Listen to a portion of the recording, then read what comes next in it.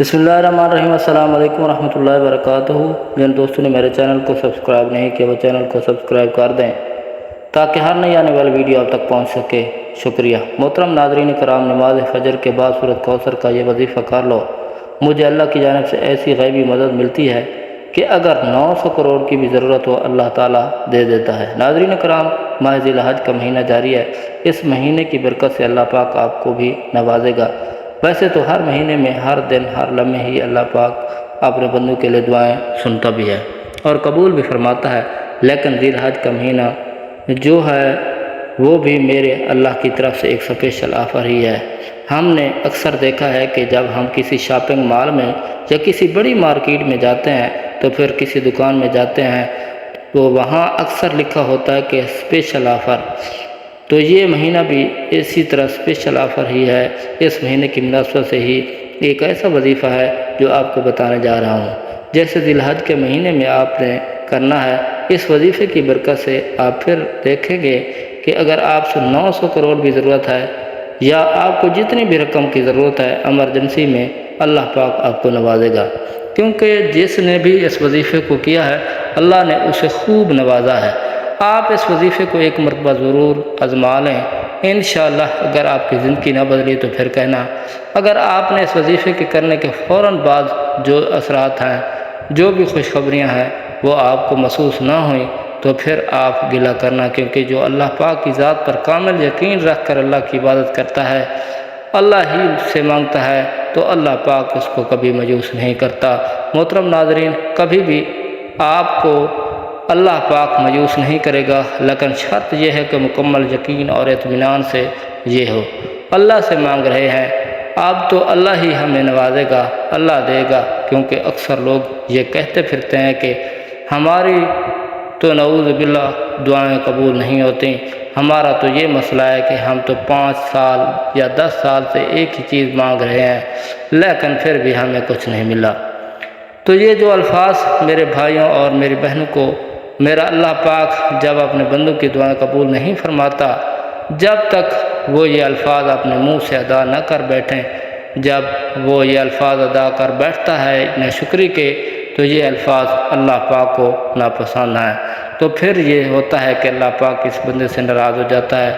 اللہ پاک آپ کے دل سے ندامت کے جو 2 الفاظ ہیں، جو 2 بول ہیں، وہ آپ کی زبان پر آتے ہی اللہ پاک اپنے فضل و کرم سے آپ کو معاف فرما دے گا، کیونکہ مزید آنسو بہا کر بھی دیا کرو تاکہ اللہ پاک آپ کو معاف فرما دے۔ تو وظیفہ یہ ہے کہ آپ نے اس کو ذی الحج کے کسی بابرکت مہینے میں کرنا ہے۔ انشاءاللہ آپ کو جتنی بھی رقم کی ضرورت ہوگی اللہ پاک سے مانگیں، اللہ پاک فوراً آپ کے لیے کوئی نہ کوئی ذریعہ، کوئی نہ کوئی بندوبست آپ کے لیے فرما دے گا۔ پھر آپ دیکھیں گے کہ کیسے دعائیں قبول ہوتی ہیں، کیسے آپ کی ضروریات پوری ہوتی ہے انشاءاللہ عزیز۔ تو یہ وظیفہ یہ ہے کہ ایک چھوٹی سی صورت ہے جس کا نام سورۃ کوثر ہے۔ تو یہ جو صورت ہے یہ میرے پیارے نبی صلی اللہ علیہ وسلم کی شان اور حرمت پر اتری ہے، آپ صلی اللہ علیہ وسلم کی عزت کے لیے اتری، اور اس کا جو تعلق ہے وہ میرے نبی صلی اللہ علیہ وسلم کے ساتھ خاص اور صاف ہے۔ تو یہ جو قناعت ہے یہ میرے اللہ تعالیٰ بزرگ و برتر نے بنائی ہے، لیکن یہ جو قناعت ہے یہ میرے اللہ پاک نے پیارے حبیب صلی اللہ علیہ وسلم کے لیے بنائی ہے۔ کیا آپ دیکھتے ہیں کہ دنیا میں جب کوئی کانفرنس ہوتی ہے یا کوئی بڑا جلسہ ہوتا ہے، خواہ وہ سیاسی جلسہ ہو یا کانفرنس ہو یا نہیں ہو، تو جب بھی ماحول کو سجایا جاتا ہے سب سے پہلے اسٹیج پر چھوٹا آج مولوی آتا ہے، پھر بڑا مولوی آتا ہے، پھر سب سے بڑا مولوی آتا ہے، آخر میں جو آپ کو پسندیدہ اور قابل احترام اور محبوب ہوتا ہے، وہ جس کے لیے ہی اس سٹیج پر سجایا جا چکا ہو، وہ آخر میں آتا ہے۔ جب وہ جاتا ہے تو پھر سٹیج کا جو نظام ہے وہ اس کو توڑ دیا جاتا ہے اور سارا نظام اسی ایک بندے کے لیے ہوتا ہے۔ سب سے پہلے جو چھوٹا سیاستدان، پھر بڑا، پھر اس سے بھی بڑا، کیونکہ ایک ترتیب سی چلتی ہے۔ اگر یہ ترتیب نہ ہو تو نظام بھی ٹھیک طرح سے نہیں چلتا، تو یہ ایک ترتیب ہے۔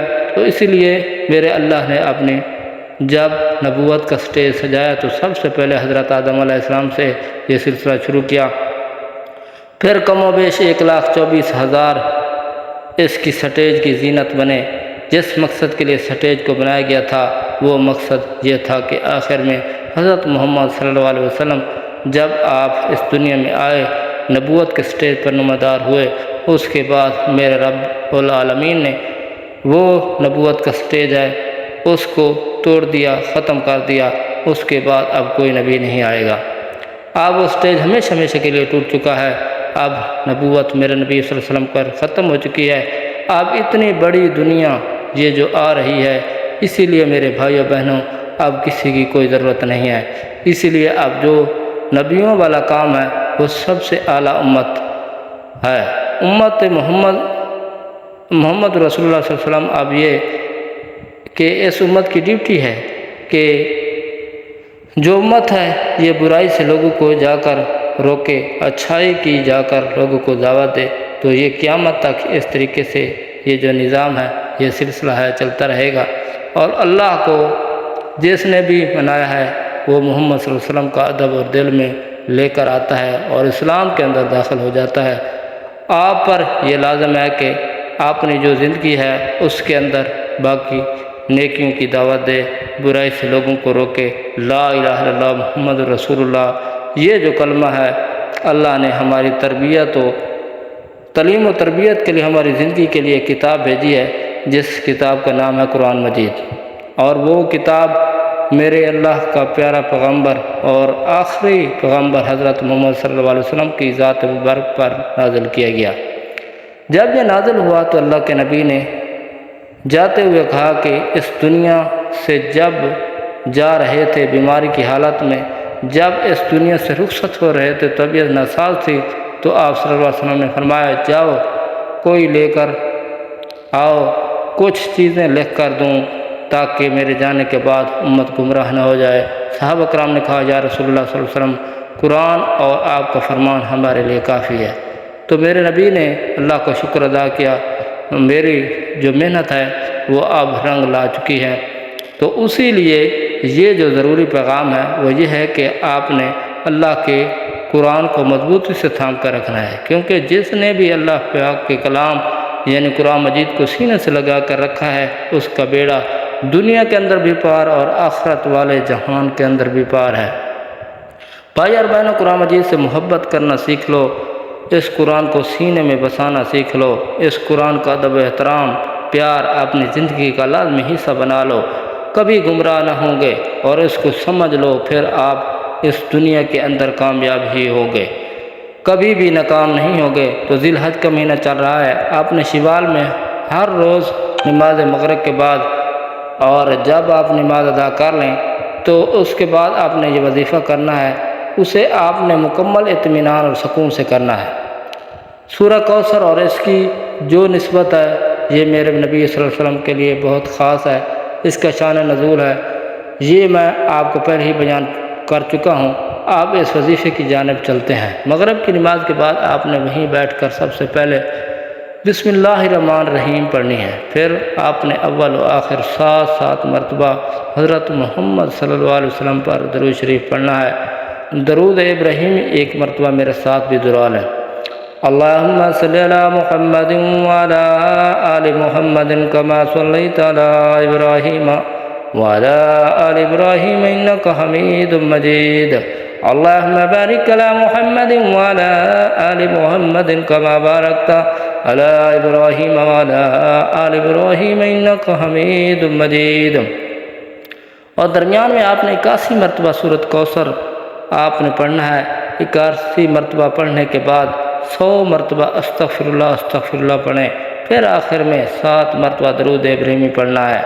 پھر آپ نے اللہ سے دعا مانگنی ہے، رزق کی کمی کی، عزت کی، بچوں کی جو اصلاح ہے اس کے لیے، اس کے علاوہ جو بھی چیز ہے، آپ کو جس چیز کی بھی ضرورت ہے، آپ کو روپے پیسے کی ضرورت ہے، خواہ ایک گاڑی کی ضرورت ہے، خواہ کوئی بھی ایسی چیز ہے جس کی آپ کو ضرورت ہے، آپ نے یہ کرنا ہے کہ آپ نے اللہ تعالیٰ کے سامنے ہاتھ اٹھانا ہے۔